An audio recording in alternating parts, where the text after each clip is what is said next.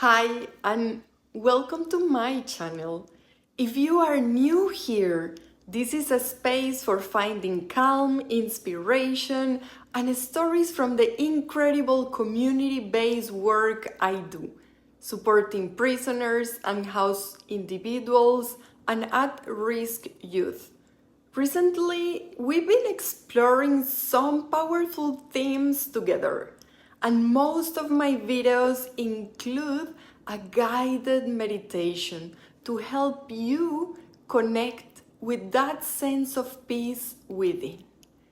We've talked about the importance of being truly present for others, sharing stories from young people who just want to feel seen and understood. We also reflected on the beauty of nature as a reminder of life's vastness and discussed how, even in our toughest moments, there is always a space for peace inside. I shared my experiences from events like a meaningful panel at Creative Visions in Malibu, where we spoke about the impact of suicide and the power of offering a helping hand without expecting anything in return. And I open up about my own journey of navigating change and finding clarity, reminding us all to keep our goals in mind, even when the path gets difficult. If these topics speak to you, join me as we continue to explore new ways to calm our minds and support each other on this journey, with a meditation practice to guide you each week. Now let's dive into today's topic. Most of the time, we find ourselves planning ahead. I often catch myself doing this, especially during those moments when we are supposed to be quiet. It's pretty well known that when we find ourselves in an environment where spoken words aren't necessary, our minds tend to get louder. It's not because we engage in a particular practice for a few minutes or even many hours that our brains will suddenly stop thinking. In fact, after finishing a class, especially with new groups, I often hear individuals say, "I was unable to blank my mind." Of course, they couldn't. I can't either. But that's not the goal, nor should it be. I'm not looking for my thoughts to disappear. What I aim to do instead is to release or to give love to those thoughts. Rather than trying to silence the mind completely, it's about how we relate to what comes up. This morning, I was preparing to give a few classes. Usually, there are like 8 to 10 people in a small room, but today, to my surprise, all the classes were combined into one, with around 50 to 60 new individuals in the room. And of course, I didn't bring my microphone, so I had to speak as loudly as possible while guiding the meditation, balancing a calming energy with a louder voice. It was definitely a challenge. But what stood out to me most wasn't the size of the group or the effort to keep my voice steady. It was the deep conversation that unfolded right before our practice. And I believe it's something that can resonate with all of us. The discussion centered on how a difficult past, something we may want to forget, can actually become a blessing. It's a path to becoming a better person, but it requires a community and the support of peers to remind us that we are not defined by our past. Yet, in those moments of solitude, when our minds get stuck in the story of what happened, it's crucial to remember the more we dwell on a situation, the more we keep it alive in the present. This doesn't mean we should ignore or discard our thoughts and emotions. It means we should relate to them differently. Instead of questioning the why, who, or how, we can acknowledge those thoughts and offer them a sense of peace and relief. By doing this, we create a space for growth and develop greater emotional intelligence. It's not about forcing ourselves to forget our past, but learning how to hold those memories gently and without letting them control our present. Many of my students have shared that years ago they found a book about meditation while in prison, or they attended a class. They practiced meditation in their cells, trying to focus on a sense of peace rather than their thoughts. But life often got in the way. Transfers, changes, and routines disrupted their practice. And over time, they forgot it was possible to find that peace within. When they come to class now, many say, I truly needed this.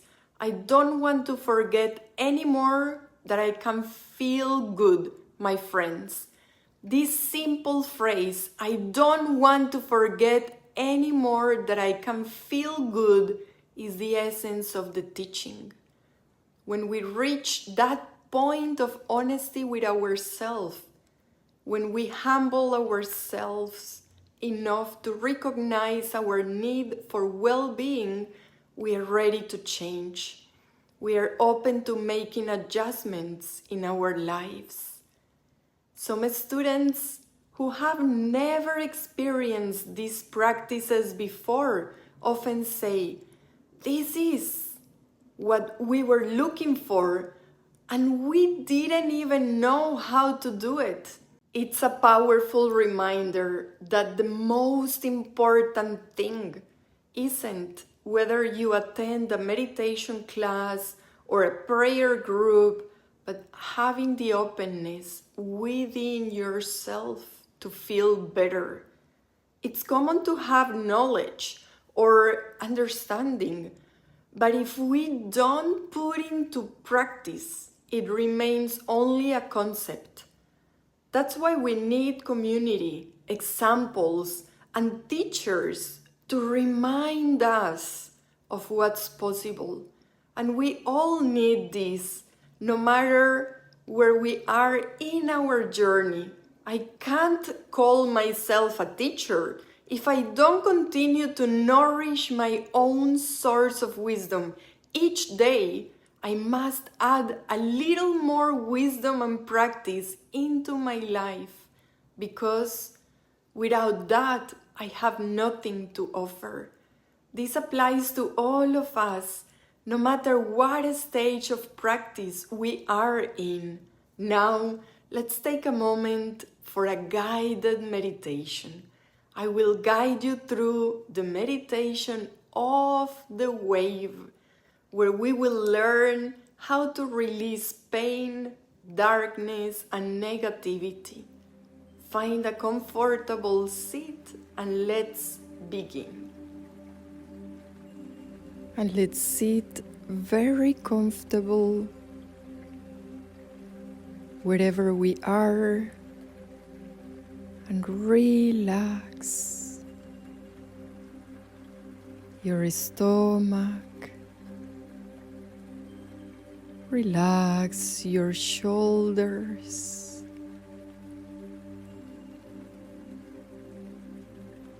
And allow your breath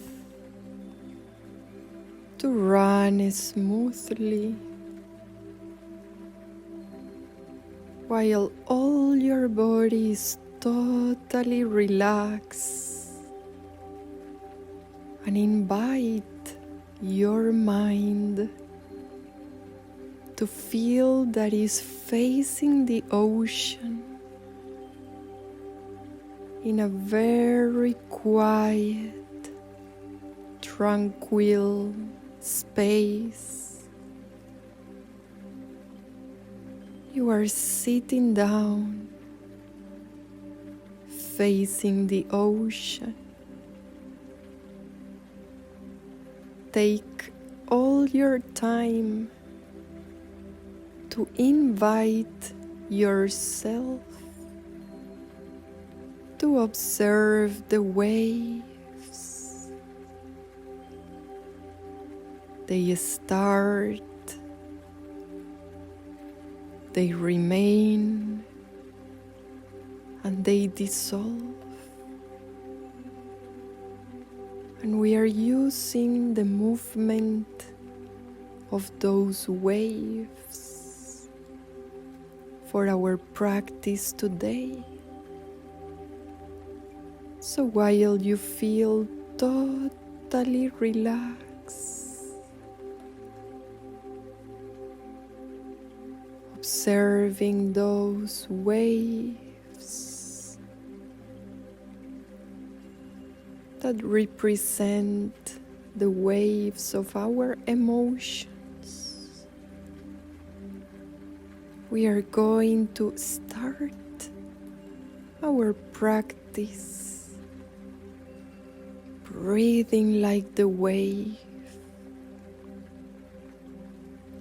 When we inhale, we are going to feel that all the tension, all the negative experiences, or the anger,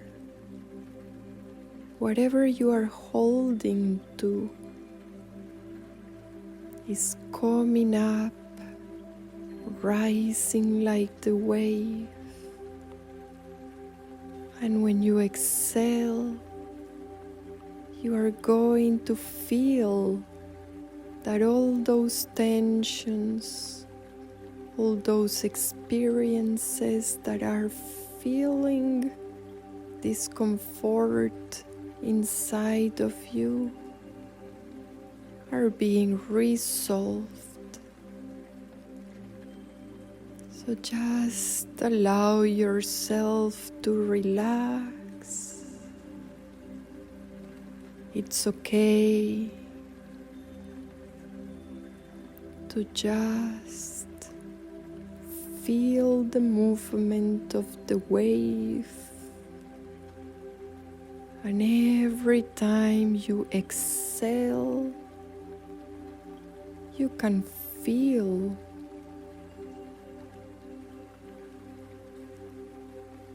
that all your negative emotions are resolving like the wave.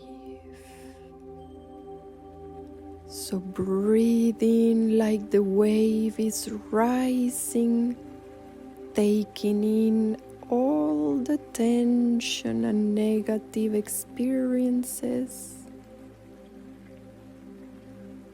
Hold and exhale, feeling that all those tensions, all those experiences that are making you feel tense or anxious are being resolved.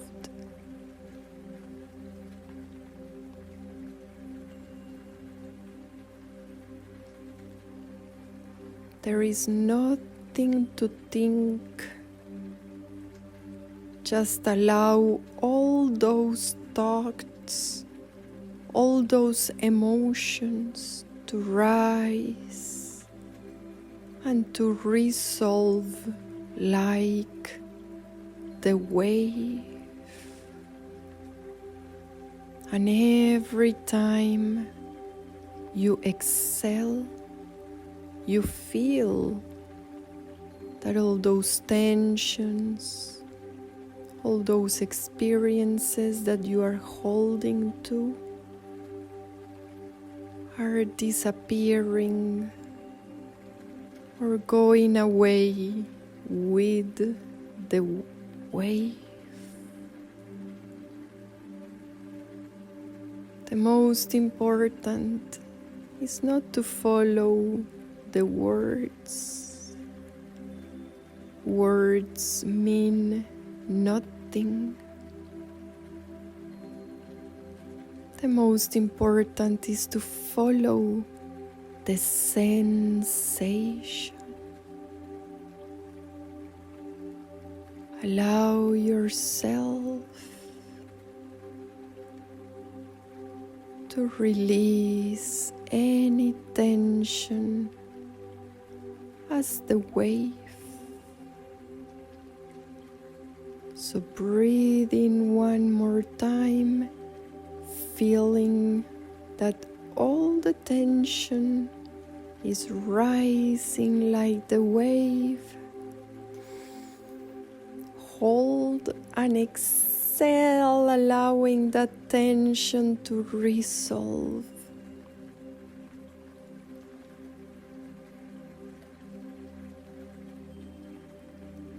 And just allow yourself to feel the peace beneath the waves. In the surface we can see a lot of waves, like our thoughts, but beneath all those thoughts, there is the peace of the vast ocean. And relax all your body.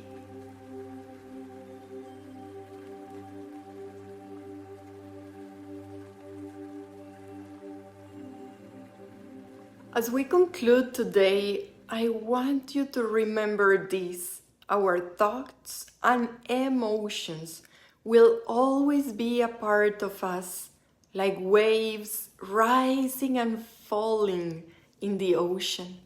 But we have the power to relate to them differently.